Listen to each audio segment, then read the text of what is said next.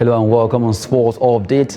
Adeni G. Shafe. Right now, we look at stories trending in the world of sport. As we start with Youth Olympics, we have Nigerian curling team. They qualify from Finland, and right now they participate in that competition. 2024 Youth Olympic Games curling event. Nigeria, Brazil, others to compete for honors. And then we look at the Youth Winter Olympic Mixed Team Championship. Nigeria will be there. Let's look at the countries now. Korea will be the host. Actually, the city is called Gangwon.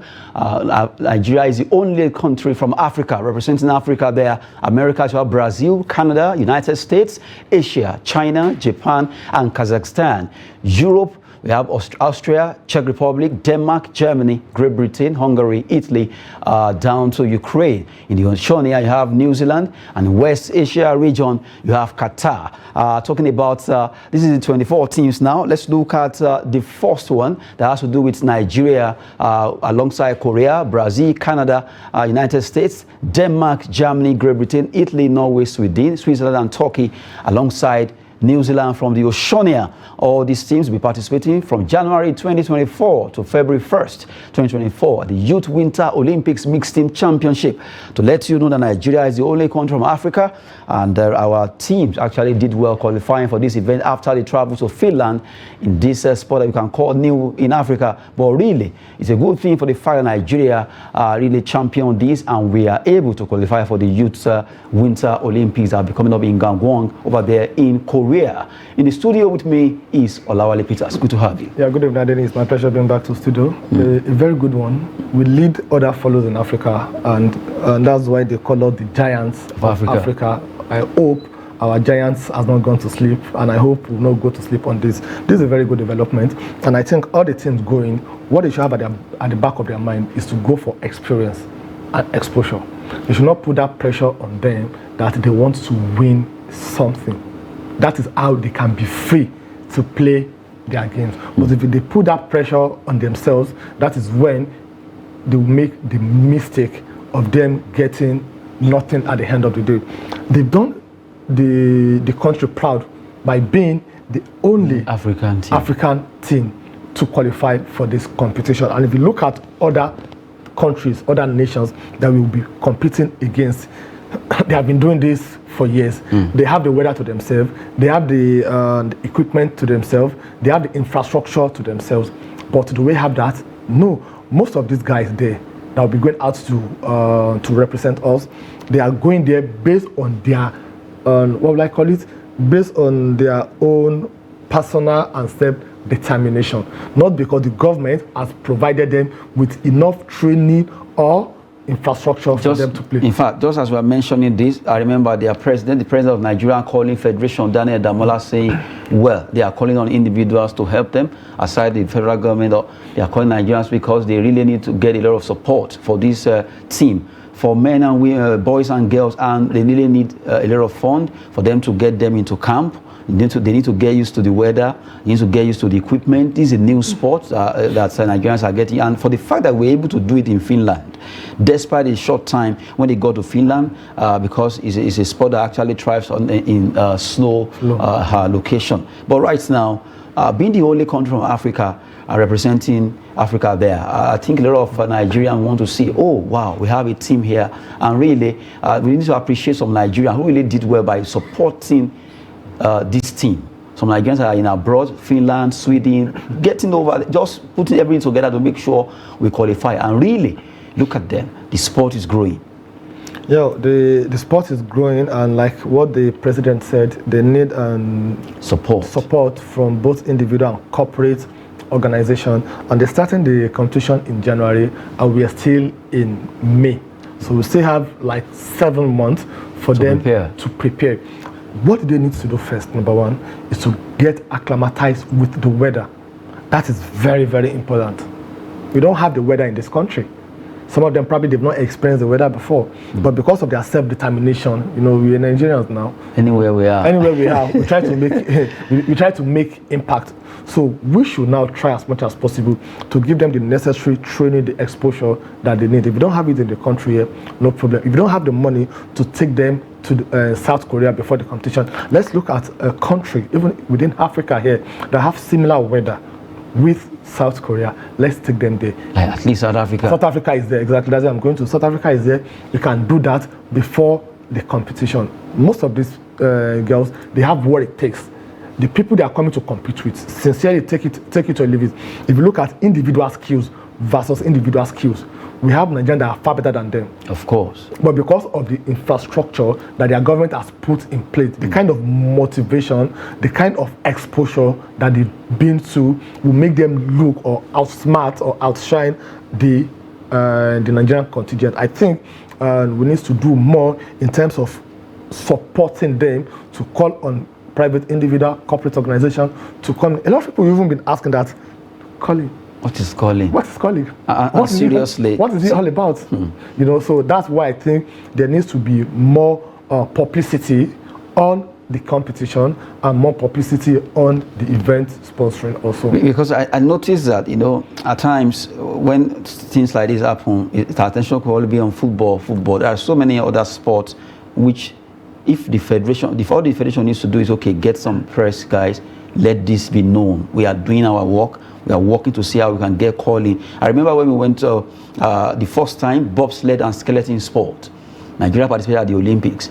It was not a sport that is known with Africa at all, bobsled and skeleton. But we got 4 athletes who believe in themselves. In fact, they had to go on GoFundMe to raise money to get the car that they will race with, which they did. They got, even though they couldn't do any at the Olympics, but the fact that they represented, in fact, it was like they were representing Africa. Because that was the only team that did. And now this is calling. Before you know it, I remember when Kendo started, kayak, and now we have a Nigerian or 2 or 3 Nigerians who are into canoeing, and they are doing well because they started their people. So we can do well in canoe. Oh wow, this is good. Before you know it, begin to have a lot of athletes going into canoeing. That bobsled and skeleton, those the lady who actually started it all, the technical director of the federation now, came to Nigeria just to encourage some youth to go into it, so that they built cart. Actually taught them how to do it, even though the weather wouldn't, because they need ice or snow to work with that particular sport. But really, at least they have how it is being done. An idea. So we've been talking concerning calling sport in Nigeria, and we just hope the Nigerian Calling Federation will get necessary support that they deserve ahead of this competition that will be coming on in Gangwon over there in South Korea come January 2024 there. Well, right now they've qualified, participating over there in Finland. Let's talk about football. NPFL Super 6 will be coming up, and right now a lot of people were doubting that maybe it won't come up, but IMC are saying, well, it will come up in May. No matter what happens, they will make sure it comes up in May. That Super 6 will know the winner of the NPFL as Asaba hosts Women's Super 6 playoffs. Super 6 playoff will be starting in Asaba on 5th, and right now it means both the men and women will actually hold in May. I think the new IMC, they are doing a lot sincerely, especially in terms of communication and communicating. They are doing very, very well sincerely, and they are talk and do, and they don't relent. Even if what they plans to do, they have itches, they will still come back and tell you that these are the challenges we are experiencing, and in the next 1 or 2 weeks we're going to fix it. So that feedback, it's very, very important. It's part of transparency. It's part of honesty. So I think I believe them, because all what they've told us will happen. It has happened concerning the Nigerian Professional Football League or the Nigerian Women's Football League. It has happened. We're going to do the Super 6. They did it.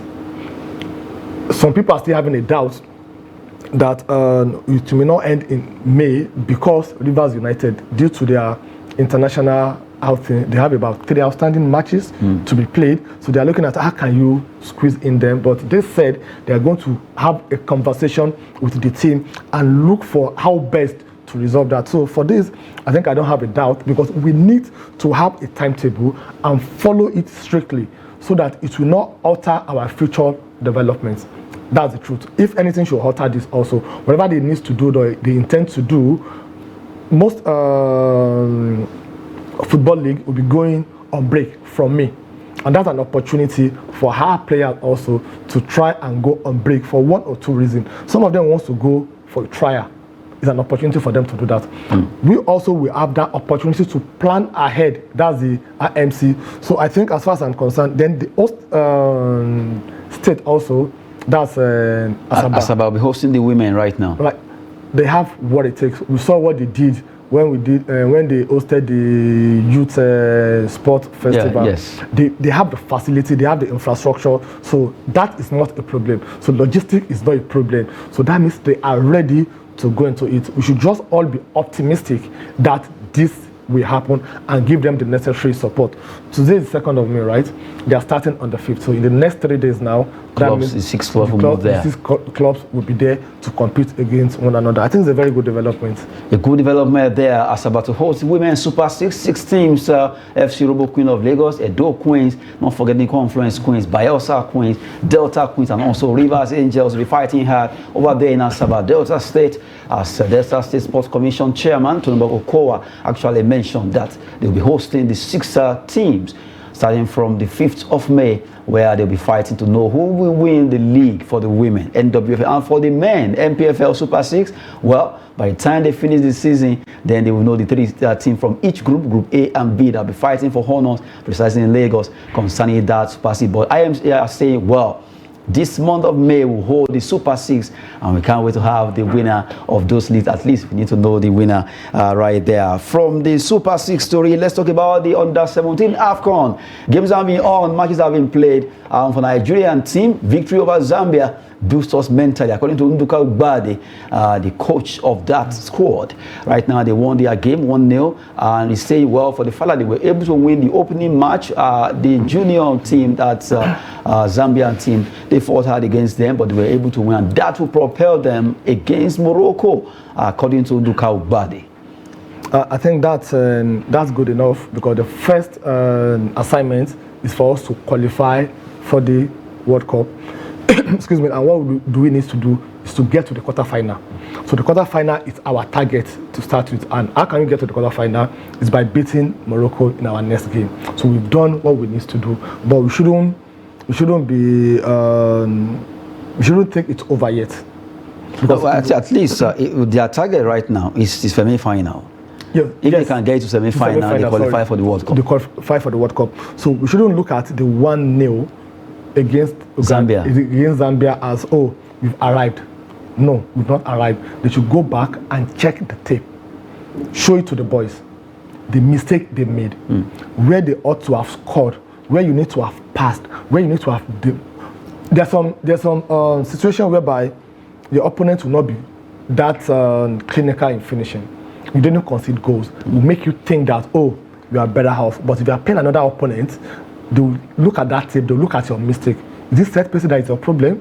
Considering the fact that Morocco actually did well against South Africa, so they are ahead of us now. When it comes to that, the Moroccan team, they've been doing very, very, very well. Both their male and their female team. It's like Senegalese team also. If you look at both the under-17, 20, 23, and their senior team, they have the future players that they can pick from anywhere. Morocco also, they are doing the same thing, and that is what we ought to have started in this country that we've not been doing. But this under-17, I think they have a lot to do. But sincerely, to really scale through against the Moroccan team, it is a huge task that it's possible, not that it's not possible. Yes, mentally they are okay right now. We've won our first match 1-0. We are playing against Morocco, who have done it also. They're not coming from a disadvantaged position. Like probably they lost their first match also. They won their own match also. So they even have an advantage over us. So I think as much as possible, we should take it one after the other. You shouldn't be looking at we need to get to the semi-final. No, you normally make that mistake in this country. Before we finish playing a match, you'll be thinking of the next match. One. No, take it as it comes. Game after game. Our concentration now, our tactics, our strategy, our focus should be how to deal with Morocco. Because if you can't beat Morocco, you won't think of getting to the quarterfinal before thinking of getting to the semi-final. So that's how I think you should go. Well, right now, Nigeria will be playing against Morocco, and a big one on Wednesday. Nigerians are waiting to see what will be happening concerning the under-17, considering the fact that Morocco did well against South Africa. Are going to be facing them next, even though Coach Nduka Ubade is saying, well, that win against Zambia is a morale booster mentally for the boys, the Golden Eaglets, who are really right now trying to see if they can win the under-17. We have never won the under-17 AFCON, even though we've been doing well at the international level. But this time around, can we do it under the auspices of Coach Nduka Ugbadi, who also is a king of himself when it comes to this particular competition? Now, we move away from there. Let's talk about the big one that will be coming up tonight between the two teams from London. Arsenal versus Chelsea. Arsenal battles Chelsea at Emirates Stadium. Who wins this battle? Arsenal are second on the log. Yes, you can't take it away. Chelsea, they are trailing Manchester City. And Chelsea are 12th on the log.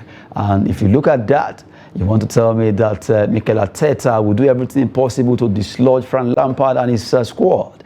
Can that happen? Even though a lot of Chelsea players, or rather Chelsea fans, are thinking that, well, they will beat Arsenal. Well, from the way it is, checking the Premier League record, the 58 games, 22 wins for Arsenal, 19 for Chelsea, goals 78 for Chelsea, 77 for Arsenal, clean sheets 17 for Chelsea, and 15 for Arsenal. You want to tilt towards Chelsea, but really, this season has not been too good for the Blues, because despite buying almost a squad, it has not really yielded any much good result, considering the fact that the Porter magician came, so he couldn't conquer. Lampard took over. It has been loss upon losses, and from the way it is.